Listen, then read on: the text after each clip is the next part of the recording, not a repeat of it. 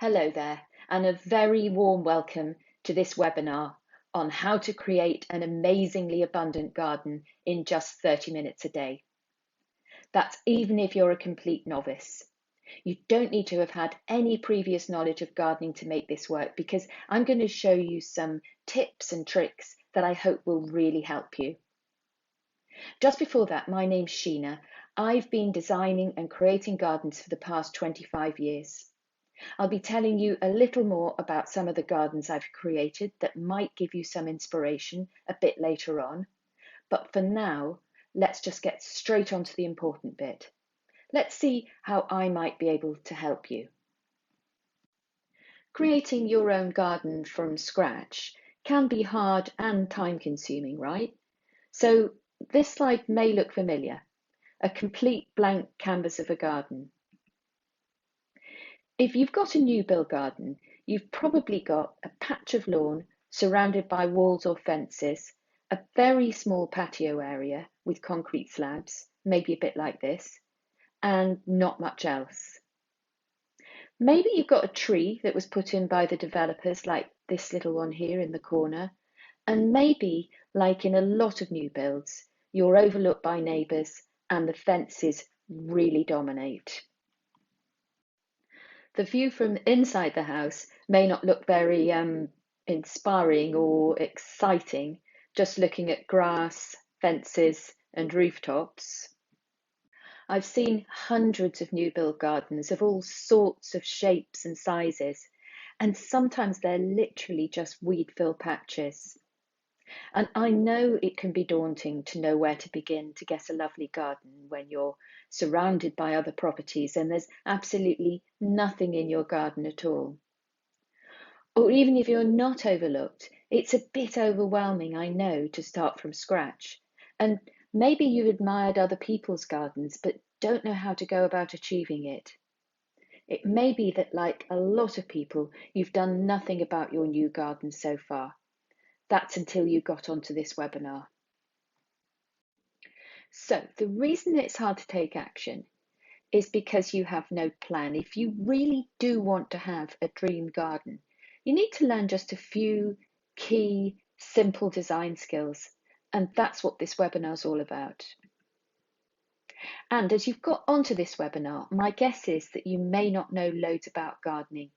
And maybe you think it's just for so-called experts. But actually, with a little help, you can achieve a lovely garden. That's what I'm aiming to show you how to do. Together, we're going to learn how to create an amazingly abundant garden in just 30 minutes a day, even if you know nothing about gardening. And just to show you what's possible, here's the first of the new build gardens we saw just now, and the same garden a few short months later. And this is the second example that we completely transformed, again, in just a few short months. And I'm going to be showing you what we did to achieve this garden full of colour and interest from what was a complete blank canvas. Over the years, I've helped hundreds of people create lovely gardens and can do the same for you with the garden growth method. You don't have to have had any previous experience or special skills to make this work. You may have picked up from books and gardening programs or YouTube that it's complicated, because actually there is a lot to learn. In all the years I've been creating gardens, no two have ever been the same. And the key to getting your own dream garden is only learning the bits that you need to know. Forget the rest. You don't need to know it all. During this webinar, we're going to take a look at the secret to an oasis of colour 365 days of the year without killing plants, and how to grow your own tasty organic food for harvesting next spring at less than supermarket costs, even if you have no experience. You don't need to be a professional garden designer to create your own gorgeous garden, and you don't need to have had any experience or prior knowledge of gardening. You can do it too, and I'm going to show you how with the gardening growth method. So stick around and we'll get onto it soon. But just before we delve into the garden growth method, let me tell you a little bit about myself. This is the homepage of my company website and the photos of our garden that we took last summer. That's me there in the pink top with some of my family and my dogs down there. We're called Oxford Garden Design up here, and we're a team of about 30 designers, landscapers, and horticulturalists. Now, I built the company up over the years by working with hundreds of different clients with all sorts of different shapes and sizes of gardens, and many of them were completely from scratch. This was our garden when we moved 8 years ago, and this is the garden as it is now. I'm not just telling you this for an eco trip, it's just to show you that it is possible to create your own dream garden completely from scratch. And the first step is having a definite plan of action. You just need to take that first step, and that's having a plan. First, I'm going to show you how to plan a dream garden full of healthy plants and vegetables, no matter what the size. Here's another typical new build garden, just a lawn, a fence, and very overlooked. Now, this is the same garden just a few months later. It's a slightly different angle, but you get the picture. No longer are we focusing on the fences or neighbouring properties. There's enough interest in screening now in this garden to make it a private, tranquil space. And it all started with a plan. This is the plan for that same new build. It was drawn by one of our professional designers. And if you were to come to us at my company, Oxford Garden Design, for a complete redesign package, we'd be charging in the region of about £2,000 for this service because our designers are trained in CAD to create professional designs. But you don't need years of training to get the same result. This is a package you can use to find your own plot. It's better than Google Maps because it's more accurate. And by the way, I'll give you links to this and other useful websites I'm going to mention in a follow-up email, so you don't have to try and remember all this at the moment. With Find Maps, you don't need to pay. Just sign up and search for your postcode, and you'll be able to find the outline plan of your own garden. This is the plan of the garden I've just shown you, and I'm going to use this as an example, but this method works no matter what the size or shape your garden is. You can get the measurements of your garden by using the markup tools that are just over here on the right. For example, this dotted line here, which shows the length from the living room, which is here, to the fence, which is here, is about 7.2 meters. And from this, you can draw up the outline of your own garden design. Also, very usefully, the maps are always drawn north facing, which comes in very handy when you're choosing plants, because some plants like shade, so you put them in a north facing position. Some like sun, so those go in a south facing position. But I'm getting ahead of myself for now because you have a plan of your garden and you can have some fun playing with ideas. Do you want a lawn, for example, or some screening trees? Where are you going to sit? If you want to grow fruit and vegetables, where are they going to go? And by the way, the best place to grow fruit and vegetables is in full sun. At this stage, you can play with different shapes by drawing over copies of the map until you come up with a design that you're pleased with. And everything you want fits in. So it's easy. It really is quite easy to do. This is the basic plan I've just shown you. Now I drew this up in about 15 minutes, and it's all you need to create your dream garden. I could show you lots of examples of people's gardens, all different sizes, but they all started with a plan. Without a plan, it's very hard to know where to begin. You don't have to be artistic. You can probably see from this sketch, I'm not. You can use a free CAD package for creating drawings. And if you want to do that, the best package is SketchUp. But you don't even need that. If you can draw straight lines and circles on paper, that's enough. So having a plan is the secret to creating your dream garden. Now that we've seen the importance of having a scale plan, the next thing we're going to discover is the secret of what to plant, where and when.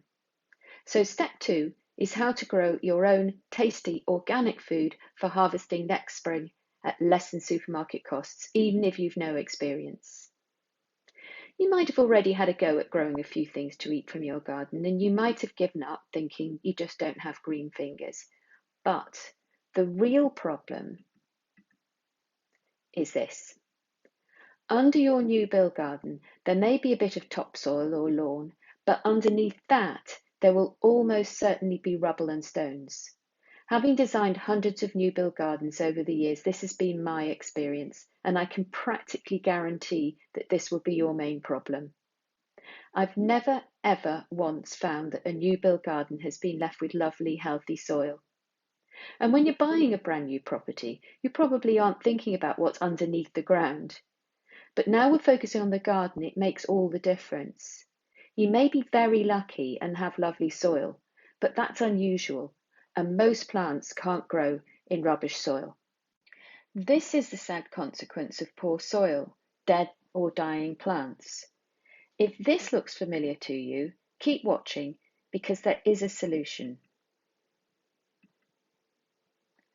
And this is it. Raised beds are the best and easiest way to make sure that the soil you grow your plants in is really good quality. If you get the soil right, it will reward you. And in this case, timber sleepers have been used and bolted together. But it doesn't have to be that complicated. It could be gravel boards. Now these raised beds are made from some gravel boards screwed together. The most important thing is the plants aren't growing in rubbish soil. All you need once you've got your raised beds is to buy a bulk bag of good quality topsoil from your local builder's merchant, fill up the bed, and then decide what you want to grow. You can be growing your own healthy organic vegetables at a fraction of supermarket costs. And if you grow vegetables from packets of seeds, you can save loads of money. You don't need a greenhouse to do it. Just a sunny windowsill is enough.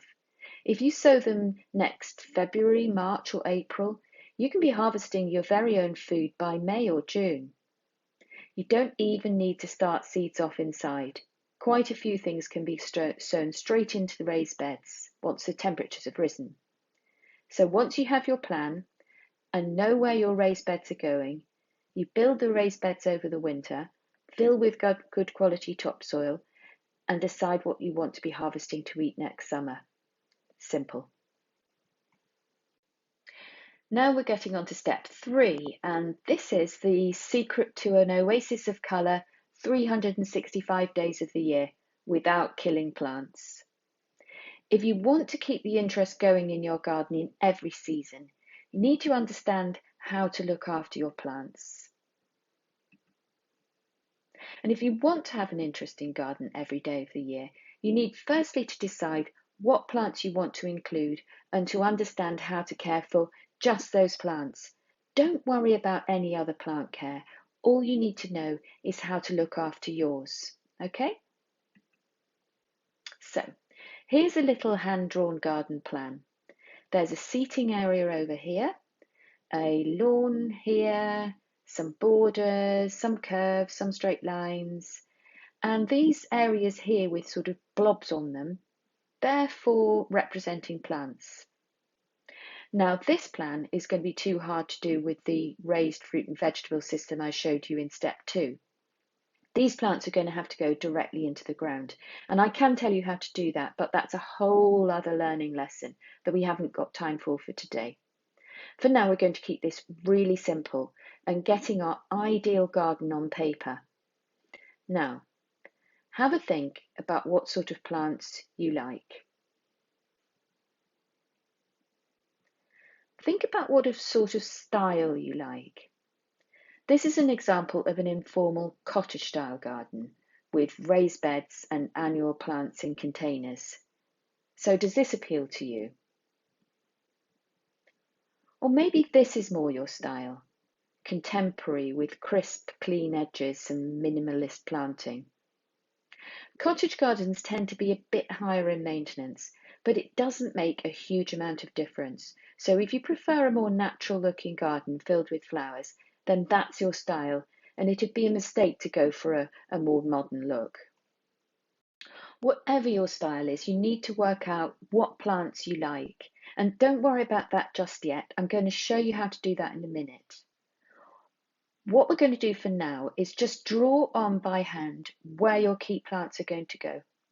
It doesn't have to be pretty like this plan using colours, but by all means, if you want to be creative and use different colours, that's fine too. So these key plants I call skeleton plants because other plants hang off those. Simply draw in where the main plants are going to go. You may know, for example, already that you love roses and definitely want them in your garden.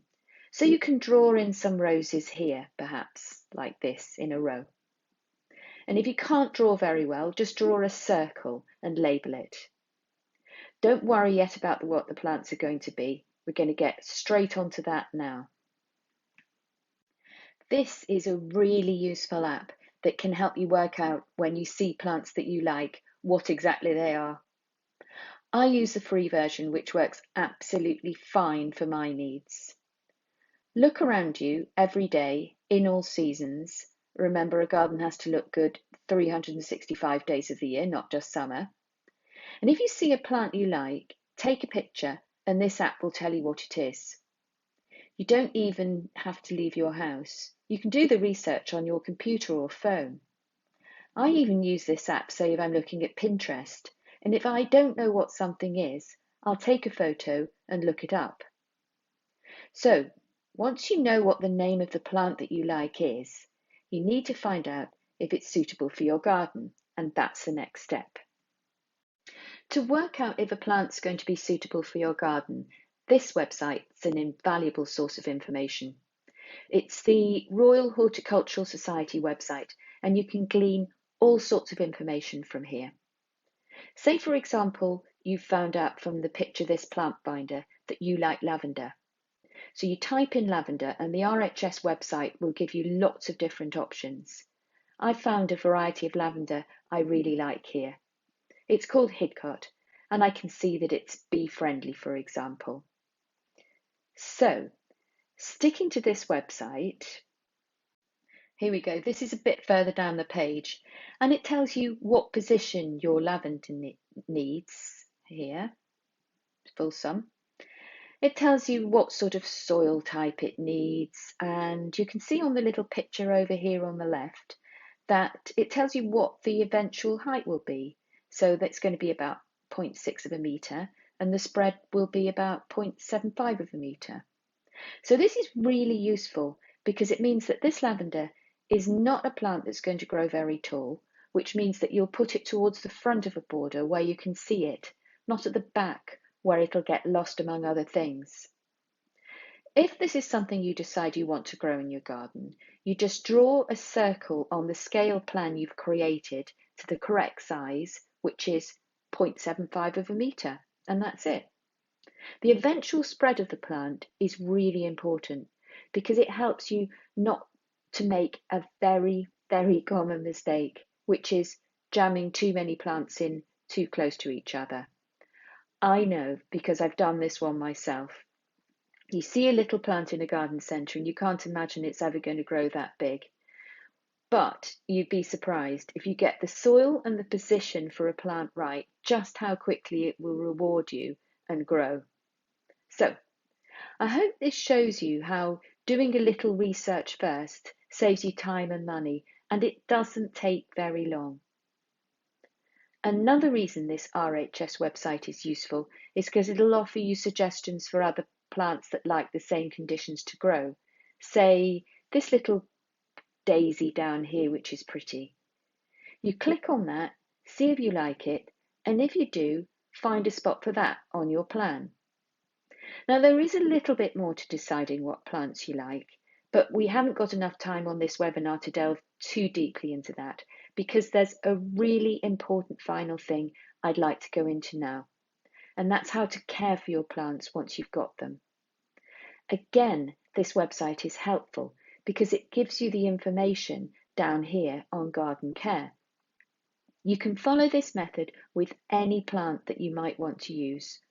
All you have to do is a bit of research, create a plan to have a garden that looks good 365 days of the year. You don't need loads of gardening books. All you need to know about is the plants that you're going to have in your own garden. And now I'm going to share with you my own method of making sure my garden stays healthy. This is a really invaluable Excel spreadsheet I've developed over the years to use with clients. It's a monthly plant care guide that shows you exactly what you should be doing every month of the year. I'll send you this as a bonus in an email, so please don't worry, there's a lot of information I'm giving you here. There's quite a lot to explain, and I'm aware that our time together is limited today.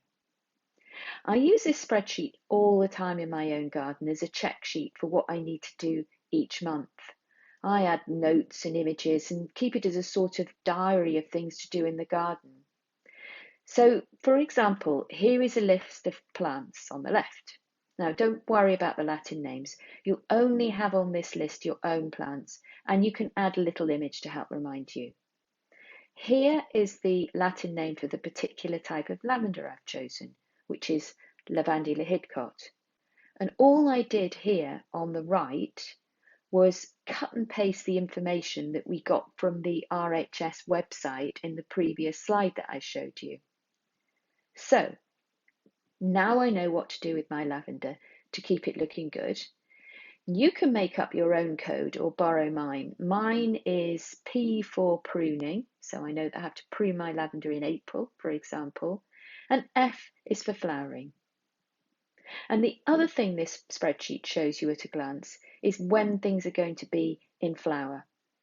So I can see here that we've got lots of things flowering in summer months, but not much in winter.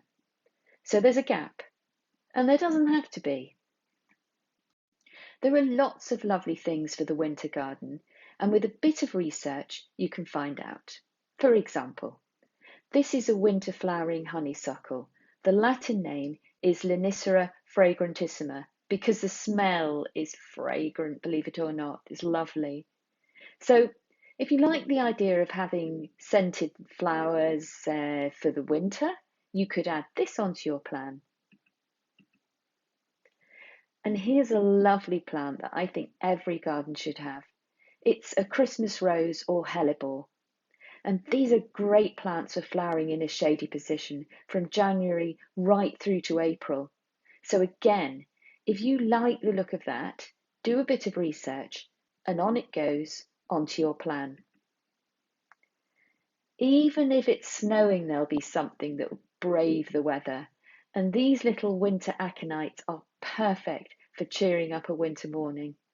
They don't take up very much space, and you can always find room for these in your garden. So, with a little bit of help and planning, you can have a garden that looks good, not just in summer, but every single day of the year. Now, I realise we've covered a lot, and as we're nearing the end of this webinar, let's just quickly recap the main steps we went over. Step 1 was if you want a dream garden full of healthy plants and veg, no matter what the size, you need a plan.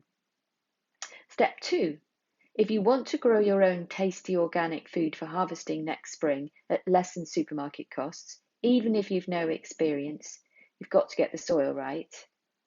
And step 3, if you want your garden to be an oasis of colour 365 days of the year without killing those precious plants, you need to do your research before buying. Now, I've got 3 questions for you. This is a show garden we did for RHS Malvern Spring Show, and it's called a peaceful retreat. That's, for me, exactly what a garden should be. And my first question for you is, knowing what you know now, do you feel more confident to make that first step towards creating your dream garden? Here's a picture of a new build garden we did using the method I've just shown you. You can see the raised beds over here, the screening trees, key plants, and so on. And the second question I'd like to ask you is, can you see yourself using what you've learned today to have a go at creating your very own dream garden? Finally, my third question for you is, even if you use just one idea that I've given you today, would you say our time was well spent together? I really hope so, because I'm on a bit of a mission to help create better outdoor environments, specifically for people who live in new build properties. I see too many that are soulless, and I know there's so much that can be done for people who live in them and for our general environment. So, would you like to spend even more time together going deeper and further on how to create your dream garden? I know we've covered a lot today, and most of these slides I've shown you, by the way, like this one, are from gardens we've done completely from scratch. So I know it's possible to create a gorgeous garden starting from absolutely nothing. I hope by now you realise I feel very passionate about helping people create their own gardens. It's amazing the sense of achievement that it gives people. I've seen it over and over again. The pleasure people get from a garden is incredible. My other motivation is to help the environment, not just for people, but for wildlife as well.